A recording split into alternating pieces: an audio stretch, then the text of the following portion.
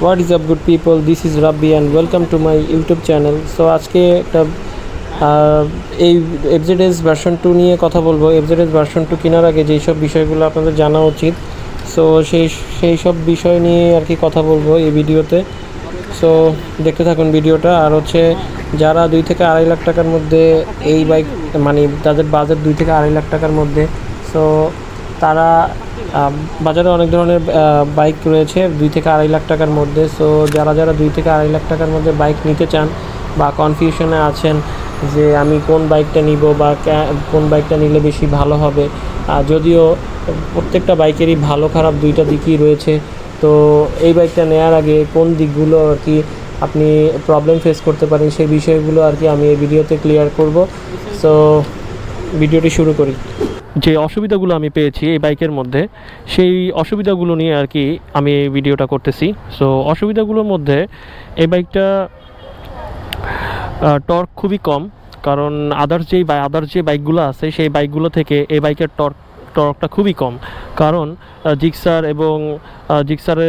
Gixxer আর হচ্ছে 4B যেই torque এই প্রাইসের মধ্যে, এই প্রাইস সেগমেন্টের মধ্যে যেই টর্কগুলো দেওয়া হয়েছে সেইভাবে আর কি এই বাইকের প্রাইস হিসাবে আর কি টর্কটা খুবই কম। কারণ হচ্ছে এটা কেউ বলে যে এটা কচ্ছপ গতির একটা বাইক, কারণ কচ্ছপ গতির বাইক বলতে বোঝায় হচ্ছে কারণ এটা খুবই আস্তে আস্তে আর কি স্পিডটা গ্রো করে।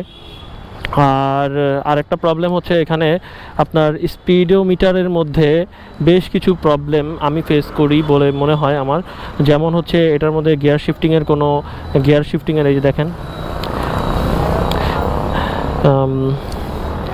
এখানে গিয়ার শিফটিংয়ের কোনো ইন্ডিকেটর দেওয়া নাই। তারপরে হচ্ছে ওয়াচের কোনো সিস্টেম নাই।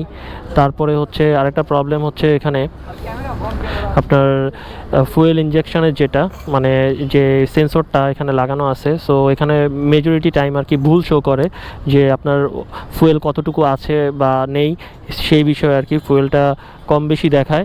সো এই প্রবলেমটা আছে। আর হচ্ছে আরেকটা প্রবলেম আছে এখানে হচ্ছে এই বাইকটার মধ্যে আপনার এখানে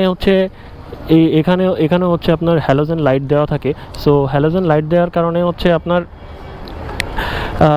ভিজিবিলিটিটা খুবই কম। সো আমি একটা এলইডি লাইট লাগানো হয়েছে এখানে। এলইডি লাইট লাগানোর পরে আর কি ভিজিবিলিটিটা আলহামদুলিল্লাহ ভালো পাওয়া যাচ্ছে। আর আরেকটা হচ্ছে এই বাইকটা যখন আপনি লং ট্যুরে বা হাইওয়ে রোডে আপনি রাইড করবেন তখন আর কি আপনার প্রচুর পরিমাণে ফুয়েল লস হবে। কারণ হচ্ছে এখানে আপনি যদি ফুয়েলের যে বিষয়টা, কারণ এটা হচ্ছে এফআই ইঞ্জিন হওয়ার কারণে হচ্ছে আপনার ফুয়েলটা সেভ করবে, বাট আপনি যখন 60+ বা 70+ যখন আপনার স্পিড থাকবে তখন হচ্ছে আপনি এই প্রবলেমটা আরও বেশি ফেস করবেন, তখন আপনার ফুয়েলটা বেশি যাবে। কারণ হচ্ছে এখানে এই যে মিটারের যে বিষয়টা আছে, এখানে মিটারে হচ্ছে আপনার ইকো একটা সেগমেন্ট আছে। এই যে দেখেন আমি দেখাচ্ছি, এই যে ইকো যে লেখাটা আছে এখানে হচ্ছে ইকো লেখাটার মধ্যে কখন আপনি বুঝতে পারবেন যে আপনার ফুয়েলটা একদম পারফেক্টলিভাবে আপনার ইউজ হচ্ছে। কারণ হচ্ছে এখানে যখন আপনি 60 স্পিড পর্যন্ত আপনি যখন বাইকটা রাইড করবেন তখন এখানে হচ্ছে আপনার ইকো সাইনটা জ্বলবে বা জ্বলে থাকে, তখন আপনার ফুয়েলটা একদম পারফেক্টভাবে আপনার ইউজ হয়। আর যখন আপনি 70 পর্যন্ত আপনি যখন রাইডটা করবেন তখন এরপর থেকে আর কি আপনার এখানে ইকো লেখাটা আর কি আসবে না। আর তখন আর কি আপনার বেশি পরিমাণে আপনার ফুয়েল লস হবে। এই বাইকের আরেকটা প্রবলেম হচ্ছে গ্রাউন্ড ক্লিয়ারেন্স কম। সো গ্রাউন্ড ক্লিয়ারেন্স কম হওয়ার কারণে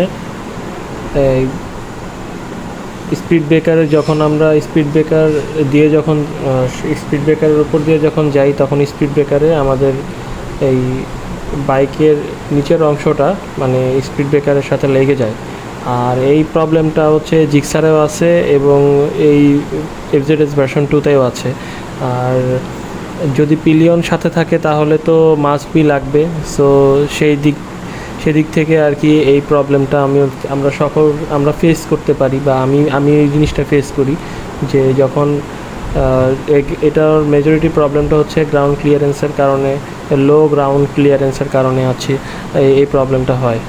আরেকটা বিষয় হচ্ছে সেটা হচ্ছে এই বাইকটা যারা লং রাইড বা আপনার ট্যুরে যদি আপনারা যদি ঢাকার বাইরে ট্যুর দেন বা আপনারা যদি হাইওয়ে ট্যুর করেন তাহলে তখন বুঝতে পারবেন যে আপনার 5 নাম্বার গিয়ারে আপনার বাইক চলতেছে, স্পিড আপনি ওভারটেকিংয়ের বিষয়গুলোর মধ্যে আপনি তখন ফেস করতে পারবেন, যে যেমন জিক্সার বা 4বির মধ্যে যেমন দ্রুত আপনি ওভারটেকিং করতে পারেন, কিন্তু এই বাইকটার মধ্যে অত রেডি যেই ওভারটেকিংটা, রেডি পিক আপের যে পারফরমেন্সটা, তখন আর কি বিষয়টা বুঝতে পারবেন যে কোথায় আপনি প্রবলেমটা ফেস করতেছেন।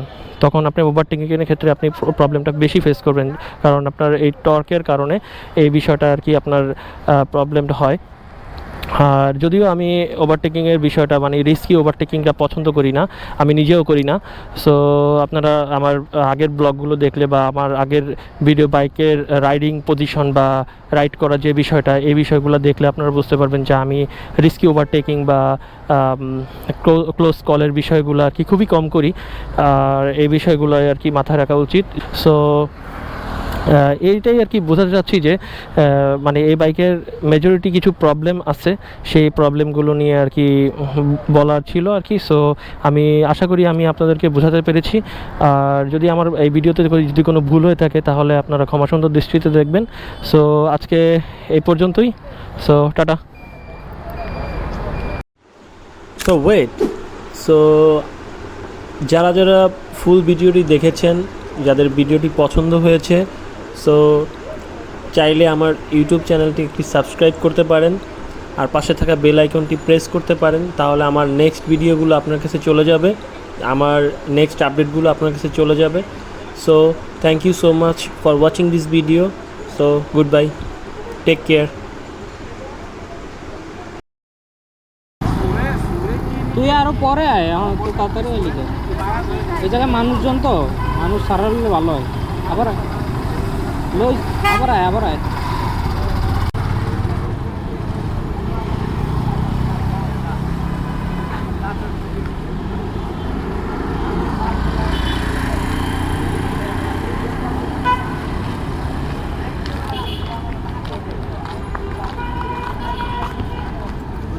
আয়।